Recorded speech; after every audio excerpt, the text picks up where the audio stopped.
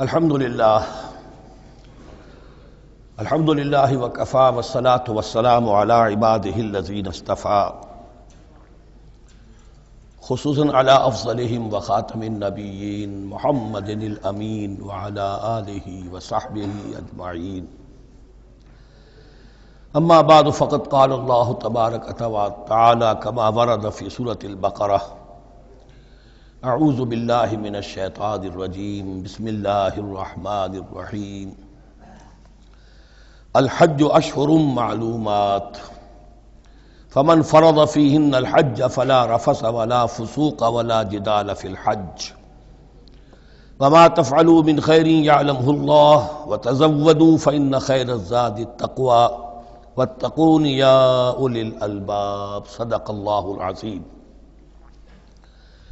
پچھلے رکوع سے مناسک حج کا تذکرہ شروع ہو چکا تھا، اور اس کے ضمن میں خاص طور پر یہ کہ اگر کوئی حج کا احرام باندھ کر یا عمرے کا احرام باندھ کر سفر شروع کر دے اور کہیں درمیان میں ایسی رکاوٹ پیش آ جائے کہ اسے احرام کھولنا پڑے بغیر عمرہ کیے اور بغیر حج کیے، تو اس صورت میں کیا قواعد و ضوابط ہیں۔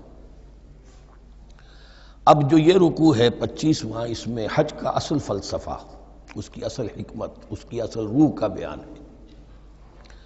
الحج اشہر معلومات، حج کے مہینے ہیں جو معلوم ہیں، یعنی جو بھی پہلے سے عرب میں رواج چلا آ رہا تھا اس کی توثیق ہو گئی کہ واقعتاً یہ اللہ تعالیٰ ہی کی طرف سے۔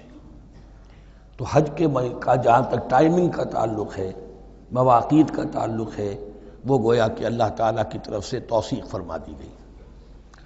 فمن فرض فیہن الحج، تو جو کوئی بھی اپنے اوپر لازم کر لے ان مہینوں میں حج کو، لازم کر لے سے مراد نیت پختہ کر لے، اور نیت پختہ کرنے کی علامت احرام باندھ لے۔ فمن فرض فیہن الحج، تو حج کے لیے جو اپنے اوپر لازم کر لے، فلا رفث ولا فسوق ولا جدال فی الحج، تو احرام کی حالت میں یہاں لفظ حج آیا ہے، ان میں سے پہلی قید جو ہے فلا رفث، تو کوئی شہوت کی بات نہیں ہونی چاہیے۔ میاں بیوی بھی ساتھ حج کر رہے ہیں تو احرام کی حالت میں وہی قید ہے کہ جو اعتکاف کی حالت میں ہے۔ باقی یہ کہ فسوق اور جدال، اللہ کی نافرمانی یا باہم جھگڑنا، اس لیے کہ بہت بڑی تعداد میں لوگوں کا اجتماع ہوتا ہے، سفر میں بھی لوگ ساتھ ہوتے ہیں، تو لوگوں کے غصوں کے پارے جلدی چڑھ جاتے ہیں، اس میں خاص طور پر روکا گیا کہ یہ ہے کہ اس میں امن ہو اور سکون ہو۔ اور آج بھی واقعہ یہ ہے کہ دنیا میں معجزات میں سے ہے یہ، اتنی بڑی تعداد میں لوگوں کا جمع ہونا، اور وہاں امن رہتا ہے، وہاں وہ جنگ و جدال اور جھگڑا اور فساد وغیرہ قطع نظر نہیں آتا۔ یا تو یہ کہ پچھلے دنوں میں کچھ سیاسی اعتبار سے کوئی مہمیں اٹھائی گئی ہیں، یا یہ کہ کچھ چور اچکوں نے بھی جانا شروع کر دیا ہے وہاں پر، لیکن جھگڑا اور جو گالم گلوچ کی نوبت ہم نے اپنے آنکھوں سے نہیں دیکھی، اسے 5-6 مرتبہ حج کی سعادت حاصل ہوئی ہے۔ فلا رفث ولا فسوق ولا جدال فی الحج وما تفعلوا من خیر یعلمہ اللہ، اور جو خیر بھی تم اس کے دوران کرو گے اللہ کے وہ علم میں ہوگا۔ نوافل پڑھ رہے ہو، اضافی طواف کر رہے ہو، کوئی اور بھی جو کام کر رہے ہو، تو اس میں کسی اور کو دکھانے کی ضرورت نہیں ہے، اپنے خاموشی کے ساتھ انسان وہ اپنی جو بھی نیکی مزید کما سکے کمائے، جو بھی مناسک حج ہیں ان پر مستزاد۔ وَتَزَوَّدُوا فَإِنَّ خَيْرَ الزَّادِ التَّقْوَىٰ، اور سفر کے لیے زاد راہ ساتھ لے لیا کرو، اور بہترین زاد راہ تقویٰ ہے۔ اب اس آیت کے دو معنی لیے گئے ہیں، ایک تو یہ کہ بہترین زاد راہ تقویٰ ہے، یعنی سفر میں آپ نے زاد راہ خرچ کی شکل میں تو لے لیا، تقویٰ ہے نہیں، تو پھر کیا ہوگا؟ وہ تو صرف پیسہ خرچ کرنے کے لیے اچھا احرام لے لیں گے، اچھی جگہ لے لیں گے قیام کی، تو تقویٰ اگر نہیں ہے تو حج ہی نہیں ہوگا۔ لیکن اس کا ایک دوسرا مفہوم جو ہے وہ بھی بہت اہم ہے کہ اگر انسان خود اپنا زاد راہ ساتھ نہ لے تو پھر وہاں مانگنا پڑتا ہے، تو تقویٰ سے مراد یہاں ہے سوال سے بچنا۔ بہتر یہ ہے کہ زاد راہ لے کر چلو، اور یہ کہ اس کے لیے تمہیں کسی کے سامنے سائل نہ بننا پڑے۔ اگر تم صاحب استطاعت نہیں ہو تو حج تم پر فرض ہی نہیں ہے۔ خام خواہ کو ایک شے جو تم پر فرض نہیں ہے اس کے لیے وہاں جا کر بھیک مانگنا، یا یہاں سے بھیک مانگ کر یا چندہ لے کر جانا، یہ تو قطعاً غلط حرکت ہے۔ وَتَزَوَّدُوا فَإِنَّ خَيْرَ الزَّادِ التَّقْوَىٰ وَاتَّقُونِ يَا أُولِي الْأَلْبَابِ، اور یقیناً میرا ہی تقویٰ کرو، مجھی سے ڈرو اے ہوش مندو۔ لیس علیکم جناح ان تبتغوا فضلا من ربکم، اس میں تم پر کوئی حرج نہیں ہے، کوئی گناہ نہیں ہے کہ تم حج کے سفر کے دوران اپنے رب کا فضل بھی تلاش کرو۔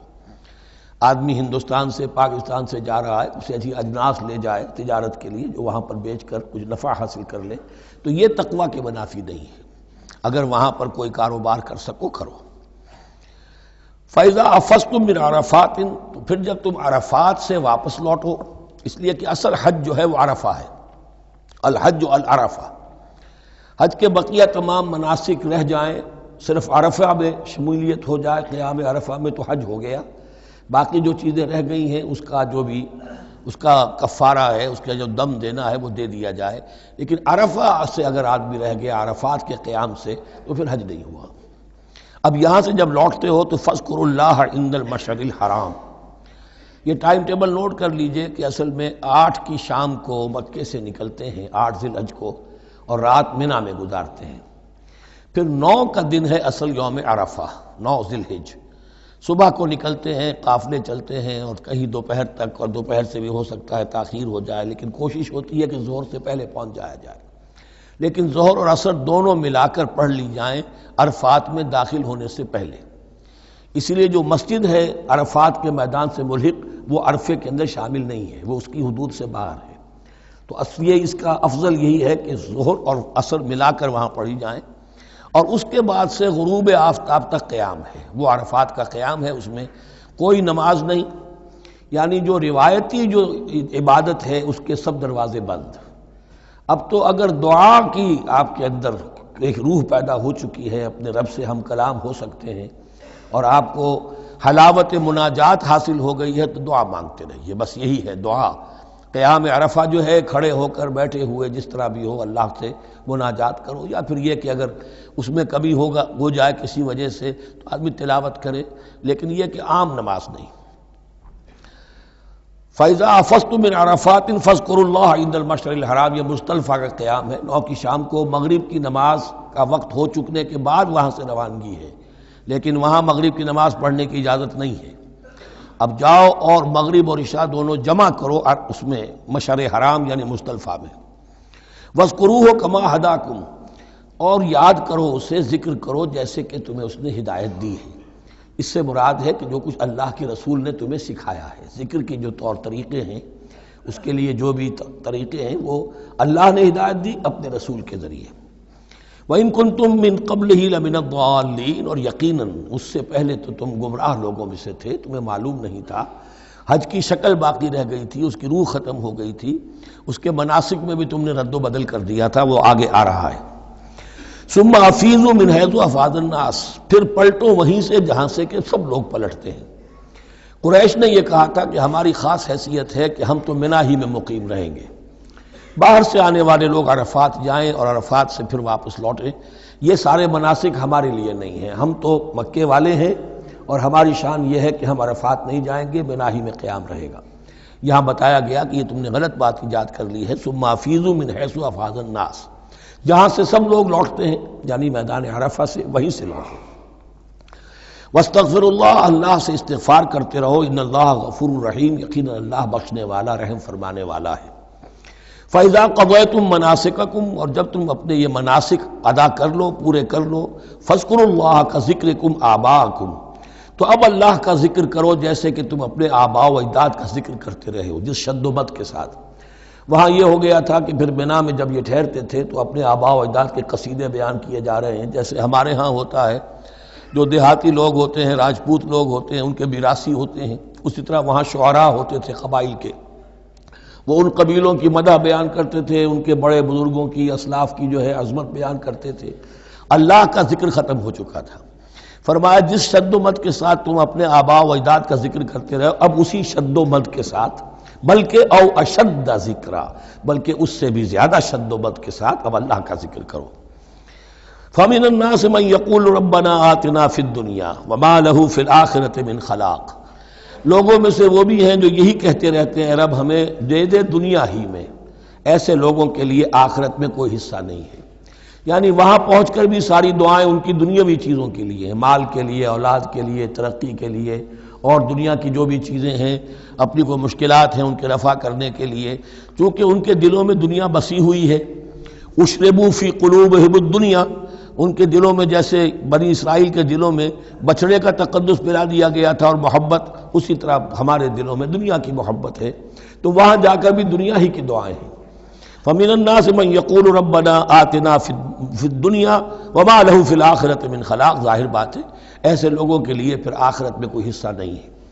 وَمِنْهُم مَن يَقُولُ، اور ان میں سے وہ بھی ہے جو یہ کہتے ہیں ربنا آتنا فی الدنیا حسنۃ وفی الآخرۃ حسنۃ وقنا عذاب النار، پروردگار ہمیں اس دنیا میں بھی خیر عطا فرما اور آخرت کا بھی خیر عطا فرما اور ہمیں بچا لے آگ کے عذاب سے۔ اب دنیا کا خیر جو ہے سب سے بڑا وہ ایمان ہے، ہدایت ہے۔ دنیا کا کوئی خیر نہیں ہے جب تک کہ اس کے ساتھ ہدایت اور ایمان نہ ہو۔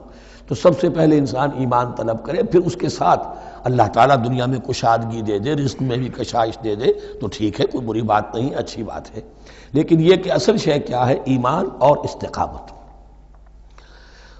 اولئک لہم نصیب مما کسبوا، یہاں یہ لفظ بہت اہم ہے، ان کے لیے حصہ ہوگا اس میں سے جو انہوں نے کمایا۔ محض یہ دعا کرنے سے یہ دعا جو ہے یہ کافی نہیں ہو جائے گی۔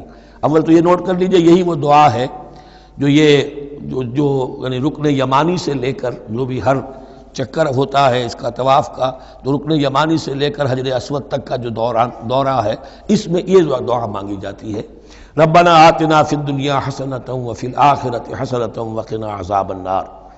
اولئک لہم نصیب مما کسبوا، ان کے لیے حصہ ہے اس میں سے جو انہوں نے کمایا۔ اچھا، اس میں سے جو انہوں نے کمایا، اس میں سے کیوں؟ وہ تو سارا ملنا چاہیے، لیکن بندے کو ڈرتا رہنا چاہیے کہ ممکن ہے اس میں سے کسی مسئلے میں میری نیت میں کوئی فساد آ گیا ہو، ممکن ہے اس میں سے میرے کسی عمل کے اندر کوئی کمی رہ گئی ہو، کوئی کوتاہی رہ گئی ہو۔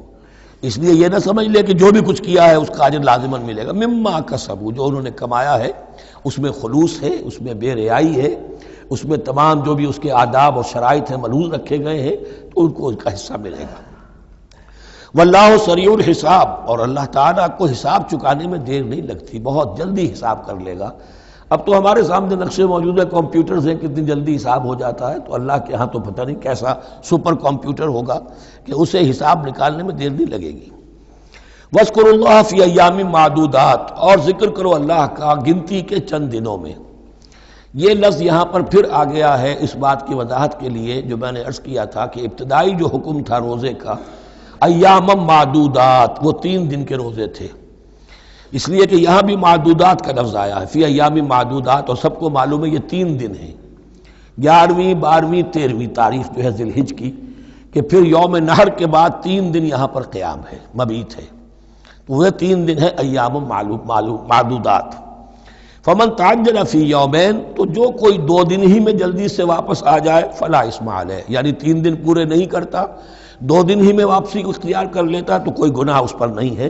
ومن تأخر، اور جو پیچھے رہے یعنی 3 دن کی مقدار پوری کر لے، فلا اثم علیہ لمن اتقى، تو اس پر بھی کوئی گناہ نہیں، لیکن شرط ہے تقوی۔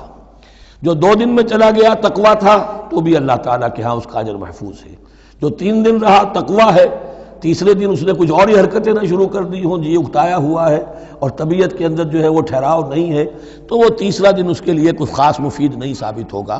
لیکن یہ کہ اصل شے جو ہے اللہ کے ہاں جو چیز کے شرط لازم ہے قبولیت کے لیے وہ تقوی ہے۔ لمن اتقى واتقوا اللہ واعلموا انکم الیہ تحشرون، اور اللہ کا تقوی اختیار کرو اور یہ مستحضر رکھو اپنے ذہن میں کہ تمہیں اسی کی جانب جمع کر دیا جائے گا، تم سب کے سب ہانک کر لے جاؤ گے اسی کی جناب میں۔ وَمِنَ النَّاسِ مَن يُعْجِبُكَ قَوْلُهُ فِي الْحَيَاةِ الدُّنْيَا، اب یہ منافقین میں سے ایک گروہ کا خاص ایک تذکرہ ہو رہا ہے۔ ایک منافق تو ہوتے تھے کہ جو عام ہیں، ان کی زبانوں پر بھی نفاق واضح طور پر ظاہر ہو جاتا تھا، اور ایک قسم کے منافق وہ ہوتے تھے بڑے چاپلوس، چرب زبان، کہ ان کی گفتگو دیکھیے تو وہ تو بڑے مخلص ہیں اور بڑے ہی فداکار ہیں اور بڑے ہی آپ کے ساتھ ان کا تعلق جو ہے وہ نیک نیتی پر مبنی ہے، ان کی زبانیں جو ہیں معلوم ہوتا ہے کہ اس میں تو سب گھی شکر گھلا ہوا ہے، لیکن یہ کہ ان کا کردار انتہائی خراب ہوتا ہے، اور پھر وہ جب واپس جاتے ہیں باتیں کرنے کے بعد یا باتیں بنانے کے بعد تو ان کا کردار جو ہے وہ فساد پر مبنی ہوتا ہے۔ وَمِنَ النَّاسِ مَن يُعْجِبُكَ قَوْلُهُ فِي الْحَيَاةِ الدُّنْيَا، اور لوگوں میں سے ایسے بھی ہیں جن کی باتیں تمہیں بڑی اچھی لگتی ہیں دنیا کی زندگی میں. وَيُشْهِدُ اللَّهَ عَلَى مَا فِي قَلْبِهِ، اور وہ اللہ کو بھی گواہ ٹھہراتا رہتا ہے. میں جو کچھ کہہ رہا ہوں اللہ جانتا ہے، میں خلوص سے کہہ رہا ہوں، میں بالکل اپنی نیک نیتی سے کہہ رہا ہوں، اللہ جانتا ہے.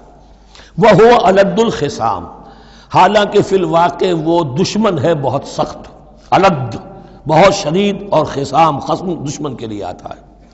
وَإِذَا تَوَلَّى، جب وہ پیٹھ موڑتے جاتا ہے، سعى فِي الْأَرْضِ، اب وہ زمین میں جو بھاگ دوڑ کرتا ہے، لِيُفْسِدَ فِيهَا، اس میں فساد مچائے. وَيُهْلِكَ الْحَرْثَ وَالنَّسْلَ، اور ہلاک کرے، کہیں کسی کی کھیتی جلا دی، کہیں کسی کا کوئی جانور جو ہے وہ ختم کر دیا، مار دیا. وَاللَّهُ لَا يُحِبُّ الْفَسَادَ، اللہ تعالیٰ کو فساد بالکل پسند نہیں ہے. وَإِذَا قِيلَ لَهُ اتَّقِ اللَّهَ، جب ایسے شخص سے کہا جاتا ہے کہ تو اللہ کا خوف کرو، اللہ سے ڈرو، تم باتیں ایسی کرتے ہو، عمل تمہارا یہ ہو رہا ہے، سوچو تو صحیح. اخذته العزت بالاسم، تو اس کو اپنی عزت نفس، جھوٹی عزت نفس گناہ پر اور جما دیتی ہے. ایک شخص وہ ہوتا ہے جس سے خطا ہو گئی، غلطی ہو گئی، اس نے اپنی خطا تسلیم کر لی تو اصلاح کر لے گا. ایک وہ ہے کہ جو کیسے مان لوں میری غلطی ہے، اس کی جھوٹی انا جو ہے اور جو اس کی جھوٹی عزت نفس ہے وہ اسے اور گناہ کے اوپر چپکا دیتی ہے. اخذته العزت بالاسم، اس کو اور اس پر جامد کر دیتی ہے. فحسبه جہنم، تو اس کے لیے تو اب کافی ہے جہنم ہی. وَلَبِئْسَ الْمِہَادُ، اور یقیناً وہ بہت برا ٹھکانہ ہے. روایات میں آتا ہے کہ ایک شخص خاص تھا، اخنس ابن شریق، اس کا یہ کردار ہے. لیکن یہ کہ یہ تو یوں سمجھیے کہ شان نزول کے اعتبار سے یہ بات ٹھیک ہے، اور یہ کہ تعویل خاص میں اس کو بھی سامنے رکھیں گے. لیکن یہ وہی ہے، کردار ہے. یہ کردار ہر جگہ آپ کو ملے گا. اصل میں کردار کو پہچاننا چاہیے اور اس کے حوالے سے اللہ تعالیٰ سے ہدایت طلب کرنی چاہیے کہ اس کردار سے اللہ تعالیٰ ہمیں اپنی حفظ ایمان میں رکھے. وَمِنَ النَّاسِ مَن يَشْرِي نَفْسَهُ ابْتِغَاءَ مَرْضَاتِ اللَّهِ، قرآن کا یہ عام اسلوب ہے کہ تقابل ضرور کرتا ہے، فوری تقابل. تو اس میں لوگوں میں سے وہ بھی ہیں جو اپنے آپ کو بیچ دیتے ہیں اللہ کی رضا جوئی کے لیے، اپنا تن من دھن. ان صلاتی و نسکی و محیایا و مماتی للہ رب العالمین. ومن الناس من یشری نفسہ ابتغاء مرضات اللہ واللہ رؤوف بالعباد، اور اللہ اپنے ایسے بندوں کے حق میں بہت شفیق ہے.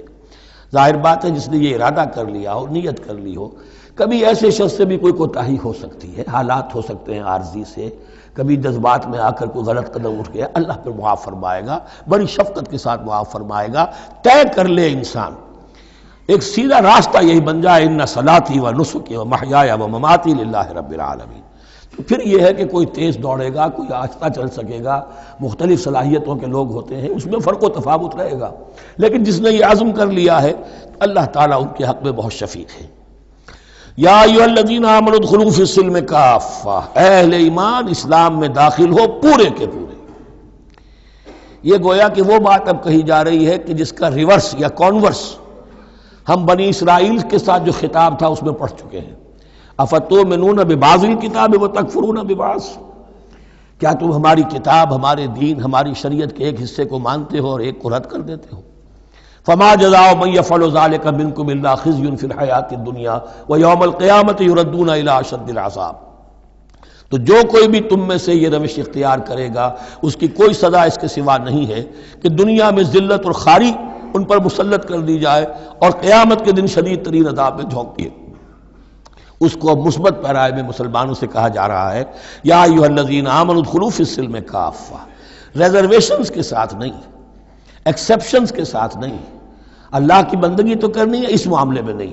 اللہ کے حکم تو ماننا ہے لیکن یہ حکم نہیں میں مان سکتا. یہ ایک کی بھی نفی جو ہے وہ گویا کہ کل کی نفی ہو جائے گی. ادخلوا فی السلم کافہ، ٹیک اٹ اور لیو اٹ، یہ پیکج ڈیل ہے، اس میں جزوی بات نہیں ہو سکتی. ولا تتبعوا خطوات الشیطان، اور دیکھو شیطان کے قدموں کی پیروی نہ کرو، اس کے نشانات راہ جو ہیں، اس کے نشانات قدم جو ہیں ان کی پیروی نہ کرو. انہ لکم عدو مبین، وہ تو یقیناً تمہارا بڑا کھلا دشمن ہے. فإن زللتم من بعد ما جاءتکم البینات، پھر اگر تم پھسل گئے اس کے بعد بھی کہ تمہارے پاس یہ واضح تعلیمات آ چکی ہیں، فَاعْلَمُوا أَنَّ اللَّهَ عَزِيزٌ حَكِيمٌ، تو جان لو کہ اللہ تعالیٰ پھر زبردست ہے، اس میں دھمکی کا پہلو آ گیا کہ پھر اللہ کی جو ہے پکڑ سخت ہوگی. حکیم بھی ہے، اس کی پکڑ میں بھی حکمت ہے. اگر یہ پکڑ نہ ہو تو ظاہر بات ہے کہ پورا نظام جو ہے دین کا وہ پھر بالکل ایک بے منطقی. اگر اللہ کی طرف سے کسی گناہ پر پکڑ ہی نہیں ہے تو پھر یہ آزمائش کیا ہوئی؟ پھر جزا و سزا کا کیا سوال؟ پھر جنت اور دوزخ کا کیا معاملہ؟ هل ينظرون الا ان ياتيهم الله في ظلل من الغمام والملائكة وقضي الامر. ایک جو نفس انسان کو پٹی پڑھاتا ہے وہ تو یہ ہے کہ دین کا یہ حصہ تو آرام سے کرتے رہو، جو میٹھا وہ ہپ اور جو کڑوا ہے وہ تھو. دوسری پٹی یہ پڑھاتا ہے کہ ابھی ذرا یہ ٹھیک ہے، یہ اللہ کا حکم ہے، یہ بھی حکم ہے، دین کا یہ بھی تقاضا ہے، ابھی ذرا ذمہ داریاں ہیں، ابھی ذرا بچوں کے معاملات ہیں، بچے برسر کار ہو جائیں، بچیوں کے ہاتھ پیلے ہو جائیں، میں ذرا ریٹائرمنٹ بھی لے لوں تو پھر یہ مکان بنا لوں، پھر میں اپنے آپ کو دین کے لیے پھر خالص کر لوں گا، دین کے لیے پھر میں وہی کام کروں گا. یہ سب سے بڑا دھوکہ ہے، وہ وقت کبھی نہیں آتا. اسی لیے فرمائے کس شے کا انتظار کر رہے ہیں؟ هل ينظرون الا ياتيهم الله في ظلل من الغمام، کہ اللہ تعالیٰ آ جائے بادلوں کے سائبانوں میں، والملائکۃ اور فرشتے آ جائیں، وقضی الامر اور پھر فیصلے چکا دیا جائے گا. کیا معلوم کب وہ گھڑی آ جائے. یہ مہلت عمر تو اچانک ختم ہو سکتی ہے.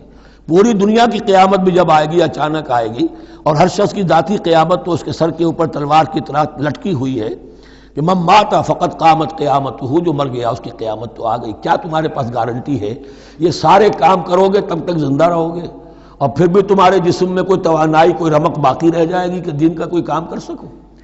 تو جان لو تم کس چیز کا انتظار کر رہے ہو سکتا ہے اچانک اللہ کی طرف سے مہلت ختم ہو جائے. سٹاپ رائٹنگ، 3 گھنٹے ہو گئے، بس اب جو لکھ لیا، اب آگے تمہارے پاس مہلت نہیں ہے.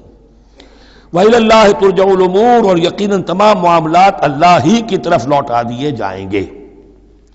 سل بنی اسرائیل کم آتیناہم من آیۃ بینہ، اے مسلمانوں پوچھ لو بنی اسرائیل سے ہم نے انہیں کتنی روشن نشانیاں دی. یعنی دیکھو تم بھی کہیں انہی کے راستے پر نہ چلنا، جیسا کہ حضور نے فرمایا تھا لَتَتَّبِعُنَّ سُنَنَ مَن قَبْلِكُمْ، تم لازماً پیروی کرو گے اور چلو گے انہی کے نقوش پا پر. سل بنی اسرائیل کم آتیناہم من آیۃ بینہ ومن یبدل نعمت اللہ من بعد ما جاءتہ فإن اللہ شدید العقاب. لیکن جو شخص اللہ کی اس نعمت جو اس کے پاس آ گئی ہے اس میں تبدیلی کرتا ہے، اس میں تحریف کرتا ہے، یا اس میں تحریف کرتا ہے یا اپنے آپ کو بدل لیتا ہے، من بعد ما جاءت ہو، اس کے بعد کہ وہ نعمت اس کے پاس آ گئی، فإن اللہ شدید العقاب، تو یہ جان لو اللہ پھر سزا دینے میں بھی سخت ہے. اس کی مثال وہی رکھیے کہ 2 مرتبہ فرمایا یا بنی اسرائیل اذکروا نعمتی التی انعمت علیکم وانی فضلتکم علی العالمین، لیکن انہی سے کہا گیا ضربت علیہم الذلۃ والمسکنۃ وباؤوا بغضب من اللہ. اور یہ مضمون بھی دوبارہ پھر آ جائے گا سورہ آل عمران میں. زین للذین کفروا الحیات الدنیا، ان کافروں کے لیے دنیا کی زندگی جو ہے بڑی مزین کر دی گئی ہے، ان کے نگاہوں میں کھب گئی ہے. یہاں کی چمک دمک ہے، شان و شوکت ہے، لمبی لمبی کاریں ہوں، چمکیلی نئے ماڈل کی، بڑی اونچی اونچی بلڈنگیں ہوں، حویلیاں ہوں، اعلیٰ کوٹھیاں ہوں. اب یہ ساری چیزیں کس کو اچھی نہیں لگتی، لیکن یہ کہ کفار کے دلوں میں ان کی محبت اتنی پل جاتی ہے کہ پھر کوئی اچھی بات ان کے کوئی زندگی میں نہیں رہتی، نہ کوئی اچھی بات اثر کرتی ہے. اہل ایمان کو بھی اگر ایمان کے ساتھ یہ نعمتیں ملیں، قل من حرم زینۃ اللہ التی اخرج لعبادہ والطیبات من الرزق، کو اچھا کھانا، اچھا پینا، اچھا پہننا کو حرام نہیں ہے، کو اللہ نے کس کو لوگوں کے لیے ممنوع نہیں کیا، لیکن دین کے تقاضے ادا کر کے، اللہ کا حق ادا کر کے اور حلال سے کما کر، تب کوئی حرج نہیں. زین للذین کفروا الحیات الدنیا، کافروں کے لیے دنیا کی زندگی کو مزین کر دیا گیا ہے. وہ حدیث بھی ذہن میں لے آئیے کہ ان الدنیا سجن المومن و جنت الکافر، یہ دنیا جو ہے مومن کے لیے ایک قید خانہ اور جنت اور کافر کے لیے باغ ہے. وَيَسْخَرُونَ مِنَ الَّذِينَ آمَنُوا، اور وہ مذاق اڑاتے ہیں اہل ایمان کا. دیکھو ان فینیٹکس کو، ان پاگلوں کو، ان بیوقوفوں کو. وَيَسْخَرُونَ مِنَ الَّذِينَ آمَنُوا وَالَّذِينَ اتَّقَوْا وَالَّذِينَ اتَّقَوْا فَوْقَهُمْ يَوْمَ الْقِيَامَةِ، اور جن لوگوں نے تقویٰ کی روش اختیار کی تھی قیامت کے دن اب وہ ان کے اوپر ہوں گے. اور بلکہ ہمیں سورہ مطففین میں تو آگے چل کر پتہ چلے گا پھر اہل ایمان ان کا مذاق اڑائیں گے. واللہ یرزق من یشاء بغیر حساب، اور اللہ تعالیٰ رزق عطا فرمائے گا جس کو چاہے گا بغیر حساب۔ یہ جنت کی طرف اشارہ ہے۔ اب یہ جو آیت آ رہی ہے پھر ایک طویل آیت ہے، جسے میں نے عرض کیا تھا بڑے بڑے حسین اور خوشنما حکمت کے اور علم کے اور معرفت کے پھول جو ہیں وہ اس بنتی میں بن دیے گئے ہیں۔ دو کلڑیاں یعنی شریعت، عبادات اور معاملات، دو لڑیاں انفاق اور جہاد، قتال، جہاد بالمال، جہاد بالنفس، اور ان میں یہ پھول آ جاتے ہیں عظیم۔ اس کو میں نے عنوان دیا ہے آیت الاختلاف، آیت الآیات، آیت البر، اور یہ آیت الاختلاف۔ اختلاف کیوں ہوتا رہا ہے؟ اور یہ بہت اہم ہے، اس لیے کہ جو وحدت ادیان کا فلسفہ دنیا میں کچھ لوگوں کی طرف سے پیش ہوتا ہے، اس کا ایک حصہ صحیح ہے اور ایک حصہ غلط ہے۔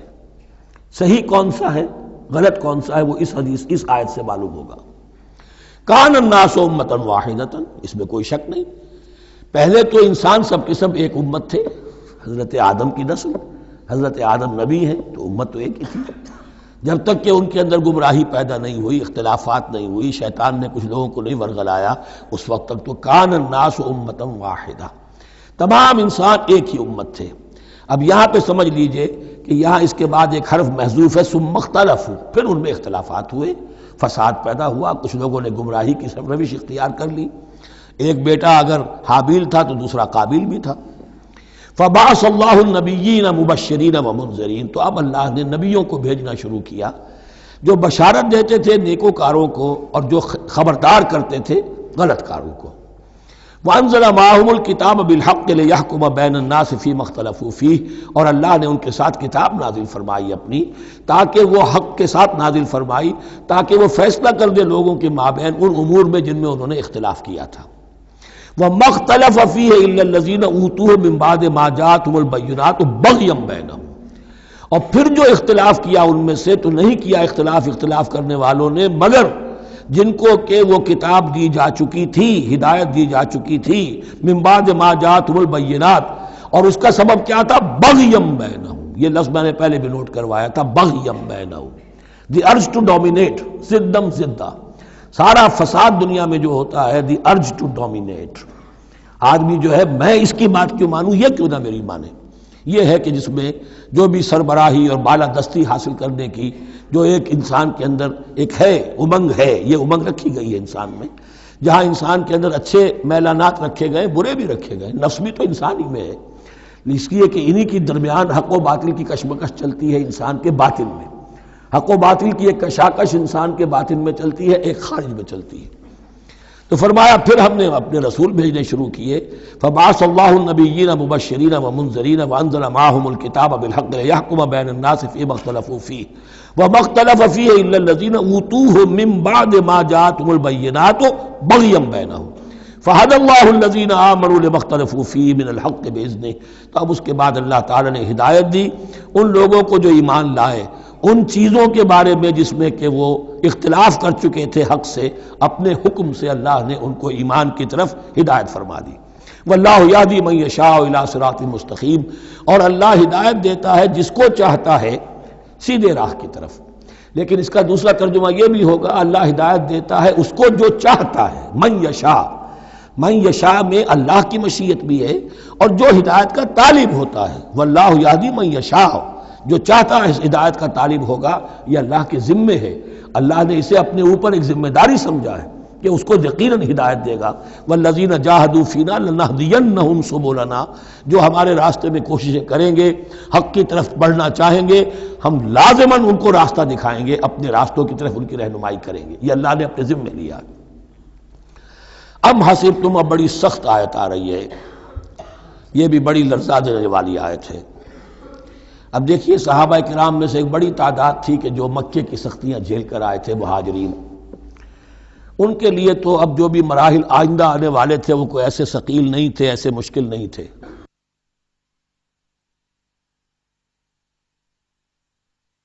وہ سختیاں تو وہاں نہیں انہوں نے جھیلنی تھی کہ جو کہ مکے میں مہاجرین نے جھیلی تھی، تو اب ان سے ہے خاص طور پر روئے سخن، اگرچہ خطاب عام ہے، اور یہ قرآن مجید میں عام طور پر آپ کو ملے گا کہ الفاظ عام ہیں، لیکن آپ اگر دیکھیں گے تو روئے سخن کسی خاص طبقے کی طرف ہے۔ تو یہاں در حقیقت ان کو بتایا جا رہا ہے. ام حسبتم ان تدخلوا الجنہ، کیا تم نے یہ سمجھا تھا کہ جنت میں داخل ہو جاؤ گے؟ ولما یاتکم مثل الذین خلوا من قبلکم، حالانکہ ابھی تک تو تمہارے اوپر وہ حالات و واقعات تو وارد ہی نہیں ہوئے جو ان پر ہوئے تھے جو تم سے پہلے تھے. مستہم الباساء، انہیں آ لیا، پہنچی ان کو سختی بھوک کی، والضراء اور تکالیف، وزلزلوا اور وہ ہلا مارے گئے، حتیٰ یقول الرسول والذین آمنوا معہ متی نصر اللہ، یہاں تک کہ پکار اٹھا وقت کا رسول اور جو ان کے ساتھ اہل ایمان تھے، کب آئے گی اللہ کی مدد، الا ان نصر اللہ قریب. اب انہیں یہ خوشخبری دی گئی کہ آگاہ ہو جاؤ، اللہ کی مدد قریب ہے. یعنی اللہ آزماتا ہے. یہ وہی بات ہے جو اس سے پہلے آ چکی ہے 19ویں رکوع میں بالکل شروع میں، وَلَنَبْلُوَنَّكُمْ بِشَيْءٍ مِّنَ الْخَوْفِ وَالْجُوعِ وَنَقْصٍ مِّنَ الْأَمْوَالِ وَالْأَنفُسِ وَالثَّمَرَاتِ، ہم لازماً آزمائیں گے. یہ کوئی پھولوں بھرا راستہ نہیں ہے، پھولوں کی سیج نہیں ہے، حق کا راستہ ہے. یہ کانٹوں بھرا بستر ہے، کانٹوں بھرا راستہ ہے. اس کے لیے ذہناً تیار ہو جاؤ. در رہے منزل لیلا کہ خطر ہاست بسے، شرط اول قدمی نفس کے مجنوں باشی. دیکھ سمجھ کر آؤ. ام حسبتم ان تدخلوا الجنة ولما یاتکم مثل الذین خلوا من قبلکم مستهم الباساء والضراء وزلزلوا حتى يقول الرسول والذین آمنوا معه متی نصر اللہ الا ان نصر اللہ قریب. یہ آیت پھر مسلمانوں کو، صحابہ کرام کو سورہ صف میں یہ خوشخبری سنائی گئی جبکہ غزوہ احزاب واقع ہو چکا تھا اور شدید ترین امتحان سے محمد الرسول اللہ اور ان کے صحابہ گزر چکے تھے کامیابی کے ساتھ. تب انہیں خوشخبری دی گئی ہے. سورہ صف اس وقت نازل ہوئی ہے. وَأُخْرَىٰ تُحِبُّونَهَا نَصْرٌ مِّنَ اللَّهِ وَفَتْحٌ قَرِیب. اب تمہارے لیے وہ خوشخبری ہے، اے نبی بشر المومنین، اپنے اہل ایمان ساتھیوں کو بشارت دے دیجئے کہ اب وہ وقت آ گیا ہے کہ اللہ کی نصرت کے دروازے کھلتے چلے جائیں گے. یسألونک ماذا ینفقون، یہ آپ سے پوچھ رہے ہیں کہ وہ کیا خرچ کریں. جو انفاق کے لیے کہا جا رہا ہے کیا خرچ کریں، تو انسان جو بھی بھلائی کے لیے خرچ نکالے اس میں سب سے پہلا حق کن کا ہے؟ قل ما انفقتم من خیر، کہہ دیجیے جو بھی تم خرچ کرو خیر میں سے، دولت میں سے، مال اسباب میں سے، فللوالدین، سب سے پہلا جو حق ہے وہ والدین کا ہے، والاقربین اور رشتہ داروں کا ہے، والیتامى اور یتیموں کا ہے، والمساکین اور محتاجوں کا ہے، وابن السبیل اور مسافر کا ہے. وما تفعلوا من خیر فإن اللہ بہ علیم، اور جو بھی خیر تم کماؤ گے، جو کام بھی اچھا کرو گے، جان لو وہ اللہ کے علم میں ہے. یہ ضرورت نہیں ہے کہ دنیا واقف ہو اس سے. تمہیں اگر اجر اللہ سے لینا ہے تو اللہ تو رات کے اندھیرے میں بھی دیکھ رہا ہے، اور تمہارے داہنے ہاتھ نے جو کچھ دیا ہے بائیں کو پتہ نہیں چلا تو اللہ کو تو پھر بھی پتہ چل گیا. اب یہ سخت آیت اور آ گئی. کتب علیکم القتال، اب میں نے کہا تھا نا کہ یہ لڑیاں جو ہیں چونکہ بٹی ہوئی ہیں تو ایک لال اور ایک پیلی اور ایک ہری اور ایک نیلی، تو یہ نظر آتی ہے ایک طرف سے کہ کٹے ہوئے ہیں رنگ. ان کو کھول دیں گے تو ہر لڑی مکمل ہو جائے گی، ایک گویا کہ تسلسل ہے. کتب علیکم القتال وہو کرہ لکم، مسلمانوں اب تم پر جنگ فرض کر دی گئی ہے اور وہ تمہیں گراں گزر رہی ہے. یہ مضمون اصل میں اس سے پہلے سورہ محمد نازل ہو چکی ہے اور اس میں قتال کی فرضیت آ چکی ہے، اس کا نام سورۃ القتال بھی ہے. لہذا اب اس کے حوالے سے کچھ لوگ جو ہیں وہ پریشان ہو رہے تھے، اور میں نے آپ سے عرض کیا تھا منافقین بھی یہی کہتے تھے کہ بھائی صلح جوئی سے کام لو، بس دعوت و تبلیغ کے ذریعے سے لوگوں کو ٹھیک راستے پر لاؤ. یہ جنگ ونگ جو ہے، لڑائی بھڑائی، اس میں تو بہت خرابی ہے، یہ کوئی اچھا کام تو نہیں ہے. اب یہاں یہ ہے کہ فرض کیا جا رہا ہے اللہ کی راہ میں جنگ کرنا، تو اس حوالے سے کہا جا رہا ہے. تو اس میں جہاں منافقین کہتے تھے، جن مسلمانوں کا ایمان قدرے کمزور تھا وہ منافق تو نہیں تھے، لیکن یہ کہ ایمان اتنا پختہ نہیں تھا، ابھی تازہ ایمان لائے تھے، مدینے کے اندر ابھی وہ ایمان لائے ہیں، ان کی تربیت کے مراحل ابھی گزرے ہی نہیں، تو ان میں سے بھی بعض لوگوں کے دلوں میں اب انقباض پیدا ہو رہا تھا. کتب علیکم القتال وہو کرہ لکم، تم پر اب دیکھیے کتبہ کا لفظ آ گیا ہے. کتب علیکم الصیام، کتب علیکم القصاص فی القتلى، کتب علیکم اذا حضر احدکم الموت ان ترک خیرا الوصیہ، وصیت کا حکم آیا کتبہ، روزے کا حکم آیا کتبہ. اسی طریقے سے فرضیت قتال ہے. کتب علیکم القتال وہو کرہ لکم، وہ تمہیں بری لگ رہی ہے. وَعَسَىٰ أَن تَكْرَهُوا شَيْئًا، اور ہو سکتا ہے کہ تم کسی شے کو ناپسند کرو، وَهُوَ خَيْرٌ لَكُمْ، ذرا حالانکہ اسی میں تمہارے لیے خیر ہو۔ وَعَسَىٰ أَن تُحِبُّوا شَيْئًا وَهُوَ شَرٌّ لَكُمْ، اور ہو سکتا ہے کہ تم کسی چیز کو پسند کرو ذرا حالانکہ وہ تمہارے لیے شر ہو۔ وَاللَّهُ يَعْلَمُ وَأَنْتُمْ لَا تَعْلَمُونَ، اللہ جانتا ہے تم نہیں جانتے۔ تم اپنی عقل پر ایمان نہ رکھو، تم اللہ کی وحی پر ایمان رکھو، تم اللہ کے رسول پر ایمان رکھو۔ جس وقت کے لیے جو حکم موضوع تھا اس وقت وہ حکم تھا، کفو ایدیکم، 14 برس تک تمہیں قتال سے منع کیا گیا، اب فرض ہو رہا ہے قتال، اب تمہارے لیے لازم وقت کا جو ہے امر الحال کو پہچانو۔ اللہ تعالی واللہ یعلم وانتم لا تعلمون، یسألونک عن الشہر الحرام قتال فیہ، اب جب جنگ کا حکم شروع ہو گیا تو اب وہ پوچھتے تھے کہ یہ جو مہینے حرمت والے ہیں، حج کا ہے، عمرے کا ہے، تو اس میں جنگ کرنا کیسا ہے؟ اس لیے کہ سیرت میں یہ واقعہ آتا ہے، وقت نہیں تفصیل سے میں بیان کر سکوں، کہ نخلا کی وادی میں ایک مقابلہ ایسا پیش آ گیا تھا کہ وہ رجب کا مہینے کا بھی دن تھا، اور اس میں ہی کوئی قتال ہو گیا، مسلمانوں کے ہاتھوں ہوا یا مسلمانوں کے اوپر ایسی سچویشن ہو گئی کہ انہیں مجبوراً وہ کام کرنا پڑا۔ اس پر شور اٹھا دیا، دیکھو ان لوگوں کا کیا حال ہے، بنے پھرتے ہیں اللہ والے، رسول والے، دین والے، آخرت والے، اور ان کا حال یہ ہے کہ یہ حرمت والے مہینے کے انہوں نے بٹا لگا دیا، اس میں جنگ کی ہے۔ یہ اصل میں ان حضرات کی طرف سے گویا کہ اللہ تعالیٰ اپنے ان مومن بندوں کی طرف سے خود صفائی پیش کر رہے ہیں۔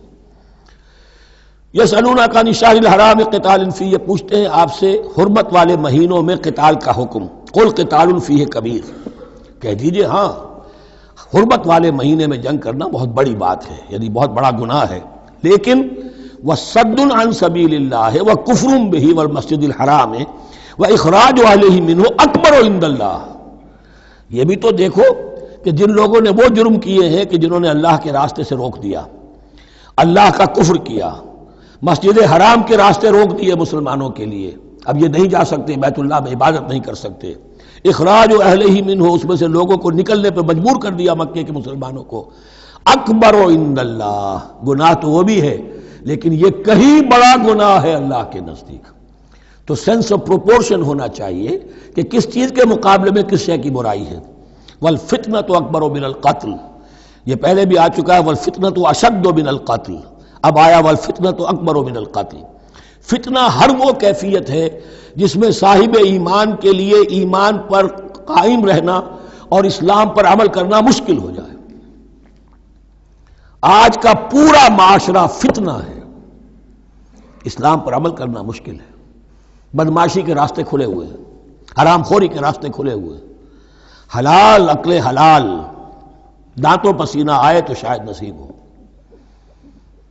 شادی کے نکاح کے راستے بند کیے ہوئے ہیں، یہ شرطیں ہیں اور یہ شرطیں ہیں اور یہ شرطیں ہیں اور یہ ہے اور یہ چیزیں لازمی ہیں، اور زنا کے راستے کھلے جائیے۔ جس معاشرے کے اندر جب غلبہ باطل کا ہوگا حق پر چلنا ممکن نہیں رہے گا، وہ جو باطل کا غلبہ ہے وہ سب سے بڑا فتنہ ہے۔ والفتنۃ اکبر من القتل، فتنہ جو ہے بہت بڑی شے ہے قتل کے مقابلے میں۔ ولا یزالون یقاتلونکم حتی یردوکم عن دینکم ان استطاعوا، اور سن لو یہ لوگ تم سے جنگ کرتے رہیں گے یہاں تک کہ لوٹا دیں تمہیں اپنے دین سے، اگر وہ کر سکتے ہوں، وہ تو تلے ہوئے ہیں اس پر کہ تمہیں لوٹا کر لے جائیں گے اپنے دین سے۔ یہاں اشارہ ہو رہا ہے مشرکین مکہ کی طرف، کیونکہ اب یہ تمہید چل رہی ہے سورہ بقرہ کے اندر غزوہ بدر کے لیے، اب اس کے بعد غزوہ بدر ہونے والا ہے، اس کے لیے ذہنی تیاری۔ ولا یزالون یقاتلونکم حتی یردوکم عن دینکم ان استطاعوا، وہ تو اپنی سے کوشش کرتے رہیں گے کہ تمہیں تمہارے دین سے پھرا کر لوٹا کر واپس لے جائیں اگر ان میں طاقت ہے۔ ومن یرتد منکم عن دینہ، اور سن لو جو بھی کوئی تم میں سے پھر گیا، مرتد ہو گیا اپنے دین سے، فیمت، اور اسی حالت میں اس کی موت آ گئی، وہو کافر، کہ وہ کافر ہی تھا، فاولئک حبطت اعمالهم فی الدنیا والآخرہ، تو یہ وہ لوگ ہوں گے کہ جن کے تمام اعمال دنیا اور آخرت میں حبط ہو گئے۔ پہلے کتنے ہی نیکیاں کی ہوئی تھیں، کتنے ہی نمازیں پڑھی ہوئی تھیں، کتنا ہی جو ہے انفاق کیا تھا، صدقات دیے تھے، کچھ بھی کیا، سب کا سب زیرو ہو جائے گا۔ وَأُولَٰئِكَ أَصْحَابُ النَّارِ هُمْ فِيهَا خَالِدُونَ، اور وہ ہوں گے جہنم والے اور رہیں گے اس میں ہمیشہ ہمیشہ۔ ان الذین آمنوا والذین ہاجروا وجاہدوا فی سبیل اللہ اولئک یرجون رحمت اللہ واللہ غفور رحیم۔ یقیناً وہی لوگ جو ایمان لائے اور جنہوں نے ہجرت کی اور جہاد کیا اللہ کی راہ میں، یہ وہ لوگ ہیں جو اللہ کی رحمت کے امیدوار ہیں۔ بڑا لطیف طنز ہے ان پر، جا رہے ہیں حرام کے راستے پر، اللہ رحمت فرمائے گا، اللہ رحمت نہیں فرماتا، اللہ کی رحمت کا مستحق بننا پڑتا ہے۔ اللہ کی رحمت کا مستحق وہی ہے، ان الذین آمنوا والذین ہاجروا وجاہدوا فی سبیل اللہ اولئک یرجون رحمت اللہ، وہ امیدوار ہیں اللہ کی رحمت کے، وہ امید کرے تو ان کی امید بجا ہے۔ واللہ غفور الرحیم، اور یقیناً اللہ تعالیٰ غفور الرحیم ہے۔ یسألونک عن الخمر والمیسر، اب دیکھیے یہاں سے شریعت کا جو بلو پرنٹ اب تیار ہونا شروع ہوا، کچھ احکام پہلے آ چکے اور کچھ احکام اب آ رہے ہیں، تو بیچ بیچ میں یہ لڑیاں جو ہیں کٹی ہوئی ہیں۔ یہ آپ سے پوچھ رہے ہیں نبی صلی اللہ علیہ وسلم شراب اور جوئے کے بارے میں، قل فیہما اسم کبیر، اے نبی ان سے کہہ دیجئے کہ ان دونوں کے اندر بہت بڑے گناہ کی پہلو ہے، ومنافع للناس، اور لوگوں کے لیے کوئی منفعتیں بھی ہیں، واسمہما اکبر من نفعہما، اور ان کا جو گناہ کا پہلو ہے وہ نفع کے پہلو سے بڑا ہے، بس یعنی اشارہ کر دیا کہ چھوڑ دو اس کو، اب تمہاری عقل سلیم کے حوالے معاملہ ہے، حقیقت تم پر کھول دی گئی، یہ ابتدائی حکم ہے لیکن حکم کے پیرائے میں نہیں، بس یہ ہے کہ کچھ فائدے بھی ہیں، وہ تو ہے میں سے غرض نشات ہے کچھ روسیا کو، ایک گونا بے خودی مجھے دن رات چاہیے، اور میں کدے کی راہ سے ہو کر گزر گیا ورنہ سفر حیات کا بے حد طویل تھا۔ یہ حکمت سمجھ لیجئے کہ جوئے میں اور میسر میں کیا چیز مشترک ہے کہ دونوں کو جمع کیا گیا۔ شراب میں بھی انسان حقائق سے اپنے آپ کو منقطع کرتا ہے اور محنت سے جی چراتا ہے، He doesn't want to see the facts، مواجہہ کرنے کو تیار نہیں، فیس کرنے کو تیار نہیں ہے bitter facts آف لائف کو، تو میں ایک گونا بے خودی مجھے دن رات چاہیے۔ اور جوا بھی محنت کی نفی ہے، چانس، داؤ لگاؤ، ایک ہے محنت سے ایک آدمی کما رہا ہے، مشقت کر رہا ہے، کھوکھا ہے یا کوئی چھابڑی لے کے جا رہا ہے یا کچھ اور کام ریڑھی چلا رہا ہے، وہ اپنی کوئی کمائی کر رہا ہے، اور ایک یہ داؤ لگاؤ، داؤ سے کمانا، چانس پر کمانا، یہ بھی محنت کی نفی ہے۔ تو یہ دونوں کے اندر اصل میں علت ایک ہی ہے۔ یسألونک عن الخمر والمیسر قل فیہما اسم کبیر ومنافع للناس واسمہما اکبر من نفعہما ویسألونک ماذا ینفقون قل العفو، اور یہ پوچھتے ہیں کتنا خرچ کریں، انفقوا انفقوا انفقوا وانفقوا فی سبیل اللہ ولا تلقوا بایدیکم الی التہلکہ، یہ آیت پر کل پڑھ چکے ہیں، اپنے آپ کو اپنے ہاتھوں ہلاکت میں نہ جھونکو، کتنا خرچ کرے، کچھ ہمیں مقدار بھی بتا دی جائے۔ فرمایا قل العفو، جو بھی تمہاری ضرورت سے زائد ہے۔ اللہ یہ بھی نہیں کرتا کہ اپنی ضرورتوں کو بھی تم پیچھے ڈال دو، نہیں، ضرورتیں اپنی پوری کرو، پھر جو اب تمہارے پاس ہے، اب یہ سمجھیے کہ جو ایک کمیونسٹ فلسفی ہے اس میں بھی ایک اصطلاح سرپلس ویلیو، ایک سرپلس ویلیو یہ ہے عفو، جو تمہاری ضروریات سے زائد ہے، یہ سرپلس ویلیو ہے، یہ اللہ کی راہ میں دے دو۔ اس کو بچا کر رکھنا جو ہے اللہ پر آپ بے اعتمادی کا اظہار کر رہے ہیں کہ اللہ کل نہیں دے گا مجھے، میں بچا کے رکھوں۔ یسألونک ماذا ینفقون قل العفو، لیکن اس میں یہ ہے کہ ضرورتیں کتنی ہیں، کیا ہے، اس کا کوئی پیمانہ مقرر نہیں کیا۔ یہ ہے باطنی روح جس کے اندر اللہ کی محبت اور آخرت کا ایمان بڑھتا جائے گا، وہ اتنا ہی اپنی بیلٹ ٹائٹ کرے گا، اپنی ضرورتیں کم کرے گا، اپنے معیار زندگی کو پست کرے گا، اور زیادہ سے زیادہ جو ہے وہ اللہ کی راہ میں دے گا۔ یہ اصول یہ ہے کہ ہر شخص یہ دیکھے کہ جو میری ضرورت سے زائد ہے اسے میں ریٹین نہ کروں، اسے میں دے دوں۔ اس انفاق پر پورے 2 رکوع آگے آنے والے ہیں سورہ مبارکہ میں۔ کذالک یبین اللہ لکم الآیات لعلکم تتفکرون، اسی طرح اللہ تعالیٰ اپنی آیات تمہارے لیے واضح کر رہا ہے تاکہ تم تفکر کرو، غور کرو، فی الدنیا والآخرہ، تمہارا یہ غور دنیا کے بارے میں بھی ہونا چاہیے، آخرت کے بارے میں۔ دنیا میں بھی اسلام رہبانیت نہیں سکھاتا، نہ کھاؤ نہ پیو، چلے کشی کرو، چلے جاؤ جنگلوں میں، نہیں، اسلام متمدن زندگی کی تعلیم دیتا ہے، گھر گھرستی ہے، شادی کرو، بیوی بچوں والے رہو، ان کے بھی حقوق کو ادا کرو، ان کا بھی پیٹ تمہیں پالنا ہے، تو تفکر فی الدنیا والآخرہ، آخرہ کے لیے، لیکن یہ کہ اس میں ریشو پروپورشن رہنی چاہیے۔ دنیا کی کتنی قدر و قیمت ہے، آخرت کی کتنی قدر و قیمت ہے، اس کو جان لو۔ اسی کے حساب سے ایلوکیشن اگر نہیں ہے تو پھر یہ کہ سینس آف پروپورشن اگر غلط ہو گیا تو ظاہر بات ہے کہ پھر ہر چیز تلپٹ ہو جائے گی۔ ایک دوا کے نسخے میں کوئی چیز زائد تھی، کوئی کم تھی، آپ نے جو کم تھی اسے زیادہ کر دیا، جو زائد تھی کم کر دیا، تو اب ہو سکتا ہے کہ یہ نسخہ شفا نہ رہے، نسخہ ہلاکت بن جائے۔ وَيَسْأَلُونَكَ عَنِ الْيَتَامَىٰ، اور یہ آپ سے پوچھ رہے ہیں یتیموں کے بارے میں، قُلْ إِصْلَاحٌ لَهُمْ خَيْرٌ، اے نبی ان سے کہہ دیجئے ان کے لیے ان کی مصلحت کو پیش نظر رکھنا یہ ہے کہ جو بہتر ہے، نیکی ہے، بھلائی ہے۔ اصل میں سورہ بنی اسرائیل کی آیت جو ہے وہ لوگوں کے سامنے تھی، وَلَا تَقْرَبُوا مَالَ الْيَتِيمِ إِلَّا بِالَّتِي هِيَ أَحْسَنُ، مال یتیم کے قریب تک نہ بھٹکو، یعنی گڑبڑ کر لو گے اپنے اموال میں، اس میں سے یہ کہ ہو سکتا ہے کہ تمہارا ان کا کوئی مال تمہارے پیٹ میں چلا جائے، ہانڈی مشترک ہے، اب اس میں ظاہر بات ہے یتیم نے بھی کھانا ہے، تم نے بھی کھانا ہے، اچھی اچھی بوٹیاں تم نے کھا لی ہیں اور یتیم کے لیے جو ہے خرچہ تو پورا ڈال دیا، لیکن یہ کہ اس کے لیے بیچارے کے لیے چھچڑے چھوڑ دیے۔ تو یہ چیز روکنے کے لیے کہا گیا تھا مکی صورتوں میں وَلَا تَقْرَبُوا مَالَ الْيَتِيمِ إِلَّا بِالَّتِي أَحْسَنُ۔ اب صحابہ کے لیے تو یہ چیزیں ایسی تھیں کہ اشارہ ذرا سا ہو گیا اور انہوں نے اس پر عمل کیا، انہوں نے ہڈیاں علیحدہ کر دی تاکہ ان کا خرچہ بالکل علیحدہ رہے۔ اب اس میں تکلیف ہو رہی تھی، ایک گھر کے اندر ہی ایک یتیم ہے، اس کا خرچہ اس کے مال میں سے نکالا جا رہا ہے۔ فرمایا کہ یہ مقصد نہیں تھا، مقصد یہ تھا کہ تم ان کے مال ہڑپ نہ کر جاؤ۔ قُلْ إِصْلَاحٌ لَهُمْ خَيْرٌ، قُلْ إِصْلَاحٌ لَهُمْ خَيْرٌ، ان کے لیے اصلاح کرنا بھلائی کا ہے۔ وَإِن تُخَالِطُوهُمْ فَإِخْوَانُكُمْ، اگر تم اپنے ساتھ ان کو ملائے رکھو تو وہ تمہارے بھائی ہیں۔ وَاللَّهُ يَعْلَمُ الْمُفْسِدَ مِنَ الْمُصْلِحِ، اللہ جانتا ہے مفسد کو بھی مصلح کو بھی، وہ جانتا ہے کہ یہ آدمی گڑبڑ کر رہا ہے، یہ ہنڈیا علیحدہ کر کے بھی گڑبڑ کر سکتا ہے، اور یہ وہ شخص ہے کہ جو ہنڈیا مشترک کر کے بھی حق پر رہ سکتا ہے۔ وَلَوْ شَاءَ اللَّهُ لَعَنَتَكُمْ، اگر اللہ چاہتا تو تمہیں سختی میں ڈالے ہی رکھتا، تم پر مشقت جو ہے یہ کیے رکھتا۔ ان اللہ عزیز الحکیم، یقیناً اللہ زبردست ہے، حکمت والا ہے۔ ایک طرف وہ سختی بھی کرتا ہے، زبردست ہے، لیکن وہ اس کے ہر حکم کے اندر حکمت بھی ہے، اور جہاں حکمت نرمی کی متقاضی ہوتی ہے وہاں وہ رعایت بھی دیتا ہے۔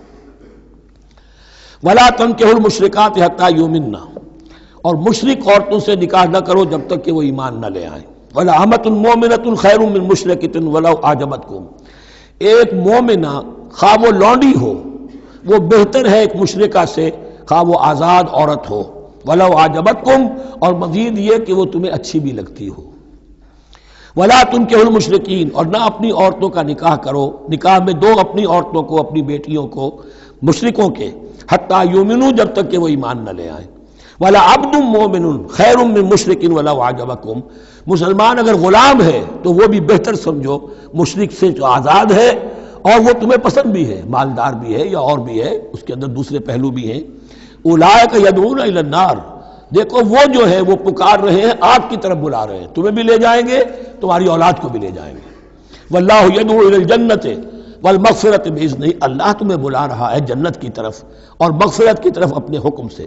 وَيُبَيِّنُ آیاتہ للناس لعلہم یتذکرون، اور اللہ اپنی آیات واضح کر رہا ہے لوگوں کے لیے تاکہ وہ نصیحت اخذ کریں۔ وَيَسْأَلُونَكَ عَنِ الْمَحِيضِ، اور وہ عورتوں کے ایام ماہواری کے بارے میں آپ سے سوال کر رہے ہیں۔ قُلْ هُوَ أَذًى، کہہ دیجئے وہ ایک ناپاکی بھی ہے اور ایک تکلیف کا مسئلہ بھی ہے۔ فَاعْتَزِلُوا النِّسَاءَ فِي الْمَحِيضِ، تو حیض کی حالت میں اگر تمہاری بیویاں ہوں تو ان سے علیحدہ رہو، مقاربت نہ کرو۔ وَلَا تَقْرَبُوهُنَّ حَتَّىٰ يَطْهُرْنَ، اور ان سے مقاربت نہ کرو یہاں تک کہ وہ پاک ہو جائیں۔ فَإِذَا تَطَهَّرْنَ، اور جب وہ خوب پاک ہو جائیں، فَأْتُوهُنَّ مِنْ حَيْثُ أَمَرَكُمُ اللَّهُ، تو اب ان کی طرف جاؤ، جو بھی تمہیں تعلق قائم کرنا ہے کرو، جہاں سے کہ تمہارے رب نے تمہیں حکم دیا، اللہ نے حکم دیا ہے۔ یہ اللہ کا حکم کیا ہے؟ یہ ہے امر طبیعی، ہر انسان جانتا ہے، ہر حیوان کو معلوم ہے، وہ طبیعی شے ہے۔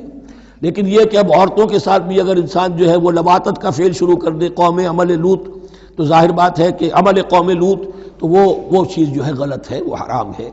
یہ تو اللہ تعالیٰ نے جو بھی تمہاری فطرت میں ڈالا ہے راستہ، وہ در حقیقت من حیث امرکم اللہ، ان اللہ یحب التوابین و یحب المتطہرین، یقیناً اللہ محبت کرتا ہے بہت توبہ کرنے والوں سے اور بہت پاک بازی اختیار کرنے والوں سے، ان ناپاک چیزوں سے دور رہنے میں۔ نساؤکم حرث لکم، تمہاری بیویاں تمہارے لیے کھیتیوں کے مانند ہیں، جیسے کھیت میں بوتے ہو، فصل کاٹتے ہو، بیویوں کے ذریعے سے اللہ تعالیٰ تمہیں اولاد عطا کرتا ہے۔ فاتو حرثکم انا شئتم، تو جو بھی کھیتی والی جگہ ہے ادھر تم جاؤ جدھر سے چاہو، یعنی اس میں یہ ہے کہ کوئی رکاوٹ نہیں ہے، وہ داہنی طرف سے بائیں طرف سے جدھر سے بھی ہو، لیکن ہو وہ فرج کے اندر، وہ مقد کے اندر معاملہ نہ ہو۔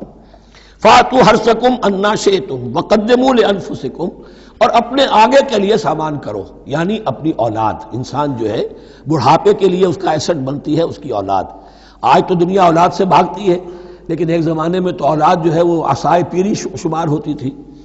وقدموا لانفسکم واتقوا اللہ واعلموا انکم ملاقوہ، اور اللہ سے کا تقوی اختیار کرو۔ اب یہ آپ دیکھیں گے کہ جو حکم بھی شریعت کا آئے گا بار بار تکرار کے ساتھ جو ہے اس میں تو تقوی کا ذکر بار بار آئے گا، کہ ایک قانون ہے اس کی قانونیت ہے، ایک ہے تقوی۔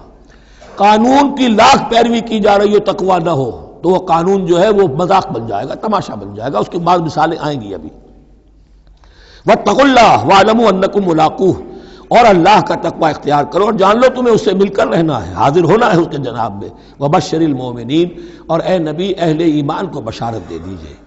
ولا تجعلوا اللہ عرضۃ لایمانکم، ایک اور حکم آ گیا، اللہ تعالیٰ کا نام جو ہے وہ تختہ مشق نہ بنا لو اپنی قسموں کے لیے۔ قسم کھا بیٹھا میں تو اللہ کی قسم کھا بیٹھا ہوں، اب یہ قسم کھا بیٹھا اس لیے میں یہ کام نہیں کر سکتا، چاہے وہ نیکی کا کام تھا، کسی وقت غصے میں آدمی آ کر قسم کھا بیٹھتا ہے۔ حضرت ابو بکر صدیق نے بھی قسم کھا لی تھی۔ مستح ان کا ایک ایسا تھا مسلمان غریب جس کی وہ مدد کیا کرتے تھے، لیکن مستح بھی جب حضرت عائشہ پر تہمت میں ملوث ہو گیا تو حضرت ابو بکر نے قسم کھا لی کہ یہ بدبخت جس کی میں سرپرستی کرتا رہا یہ بھی میری بیٹی پر تہمت لگانے میں شامل ہو گیا، اب میں اس کی کبھی مدد نہیں کروں گا۔ یہ سورہ نور میں آئے گا، ان سے کہا گیا نہیں ایسا نہ کرو، تم اپنے نیکی کے دروازے کو کیوں بند کرتے ہو؟ قسم کھا لی، قسم کو کھول دو، کفارہ دے دو۔ وَلَا تَجْعَلُوا اللَّهَ عُرْضَةً لِأَيْمَانِكُمْ أَن تَبَرُّوا وَتَتَّقُوا، نیکی کا کام کرنے سے، تقوی کے کام سے رکنے کے لیے قسم کھا لینا۔ وَتُصْلِحُوا بَيْنَ النَّاسِ، اور اس سے کہ لوگوں کے مابین مصالحت کرو۔ اب آپ نے کسی دو بھائیوں کے درمیان جھگڑا تھا، مصالحت کی کوشش کی، آپ کی بات نہیں مانی گئی، اب اللہ کی قسم ہے صاحب اب میں آپ کے معاملے میں دخل نہیں دوں گا، اب میں تو قسم کھا بیٹھا۔ نہیں بھائی، اصلاح بین الناس جو ہے، اصلاح ذات البین، یہ کرتے رہو، اور ایسی قسم کھائی ہے اس کا کفارہ دے دو۔ واللہ سمیع علیم، اور اللہ تعالیٰ سننے والا اور جاننے والا ہے۔ لا یؤاخذکم اللہ باللغو فی ایمانکم، اللہ تعالیٰ مؤاخذہ نہیں کرے گا تم سے جو تم بغیر مقصد کے، بغیر عزم اور ارادے کے قسم کھا بیٹھتے ہو۔ یہ عربوں کا رواج ہے، واللہ باللہ کے بغیر ان کا کوئی جملہ شروع ہی نہیں ہوتا، تو یہ در حقیقت قسم کھانے کا ان کی اس وقت نیت نہیں ہوتی، بلکہ یہ ان کا ایک جس کو ہم کہتے ہیں تقیہ کلام ہے، ان کا ایک اسلوب ہے گفتگو کا، واللہ باللہ ہے، تو اس پر مؤاخذہ نہیں ہے۔ وَلَٰكِن يُؤَاخِذُكُم بِمَا كَسَبَتْ قُلُوبُكُم، ہاں جو تم نے ارادہ کر کے، تمہارے دلی ارادے کے ساتھ جو تم نے قسم کھائی ہے، پھر اس پر مؤاخذہ ہوگا، اس سے توڑو گے، اس کا ایک کفارہ ہے وہ بعد میں آئے گا، وہ کفارہ جو ہے وہ پھر سورہ مائدہ کے اندر آ جائے گا۔ میں نے عرض کیا تھا کہ یہ اصل میں سورہ بقرہ میں بلو پرنٹ آ رہا ہے شریعت اسلامی کا، اور اس کے جو اصل چیزیں ہیں وہ پوری تکمیلی احکام وہ پھر آخر میں آئیں گے، کچھ سورہ نساء میں، کچھ سورہ مائدہ۔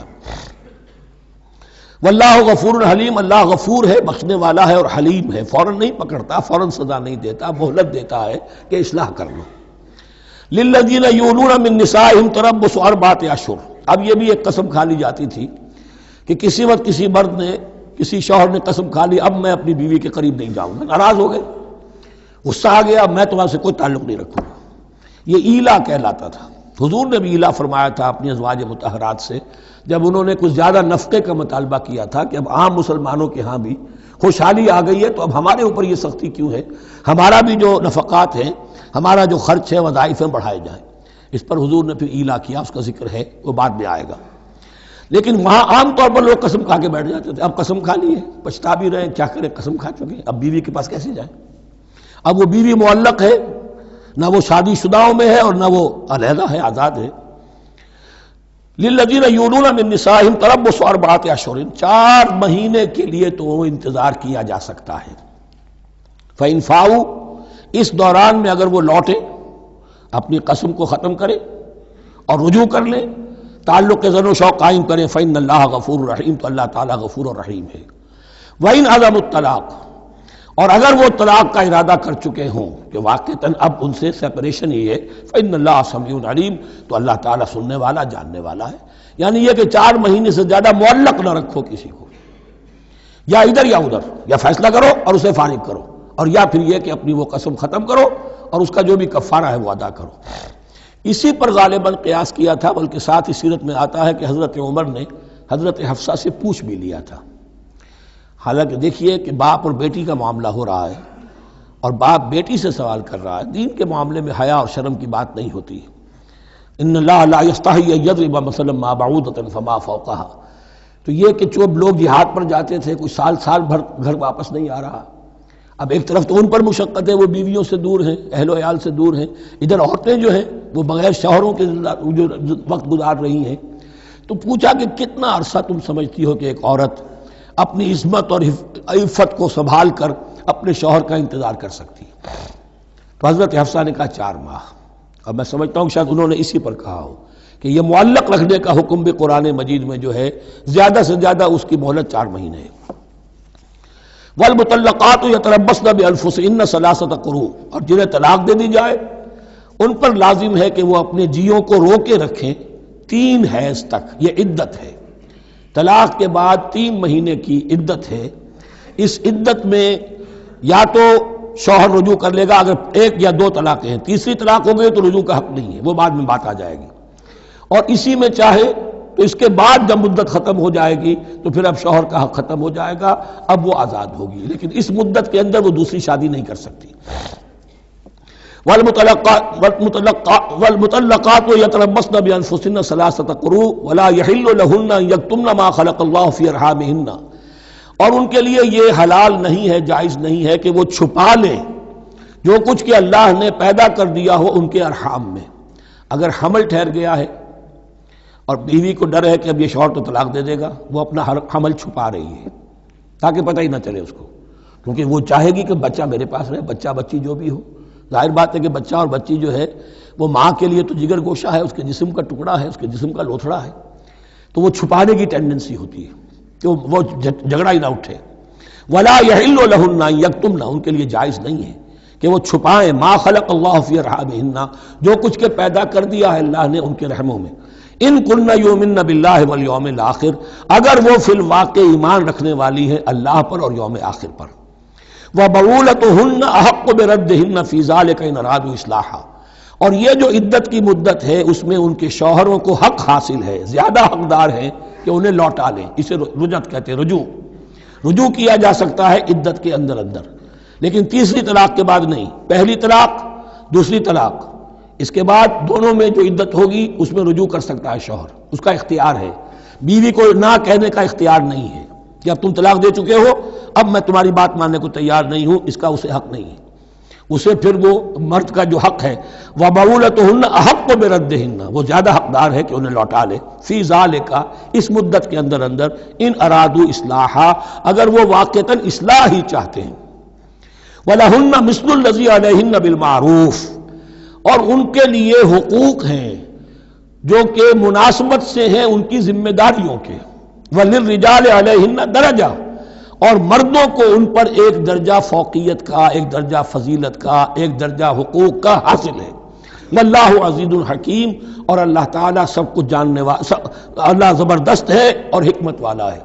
یہ آیت اصل میں اس زمانے میں بہت مس انٹرپریٹ ہوئی ہے اور بعض مترجمین نے بھی ترجمہ غلط کیا ہے، یعنی اس کا یہ ترجمہ کرنا لہن مثل الذی علیہن، ان کے بھی حقوق مردوں پر ویسے ہی ہیں جیسے مردوں کے حقوق ہیں ان پر، تو یہ تو مساوات ہو گئی، اور مساوات جو اسلامی شریعت میں مرد اور عورت کے درمیان، شوہر اور بیوی کے درمیان نہیں ہے۔ مراد کیا ہے؟ لام اور اعلیٰ کا جو استعمال ہوتا ہے عربی میں، لام کسی کے حق کے لیے اور اعلیٰ کسی کی ذمہ داری کے لیے۔ لہن، ان کے لیے حقوق ہیں، مثل الذی علیہن، جیسے کہ ان پر ذمہ داریاں ہیں۔ اللہ تعالیٰ نے جیسے ذمہ داری مرد پر ڈالی ہے ویسے حقوق اس کو دیے ہیں، جیسی ذمہ داری عورت پر ڈالی ہے اس کی مناسبت سے کورسپونڈنگلی پروپورشنیٹ جو ہے اس کو بھی حق دے دیے ہیں۔ اور اس بات کو کھول دیا، مساوات کہاں سے آئے گی؟ جب کہہ دیا وَلِلرِّجَالِ عَلَيْهِنَّ دَرَجَةٌ، اور مردوں کو ان پر ایک درجہ حاصل ہے، فوقیت کا درجہ حاصل ہے۔ واللہ عزیز الحکیم۔ اب یہ تمہیں پسند ہو تب بھی اور ناپسند ہو تب بھی، اللہ تعالی عزیز ہے، حکیم ہے، وہ سب کچھ جاننے والا ہے، اور وہ زبردست ہے، جو چاہے حکم دے، اور حکیم ہے، حکمت والا ہے، اس کا حکم حکمت پر مبنی ہے۔ بارک اللہ لی ولکم فی القرآن العظیم ونفعنی وإیاکم بالآیات والذکر الحکیم۔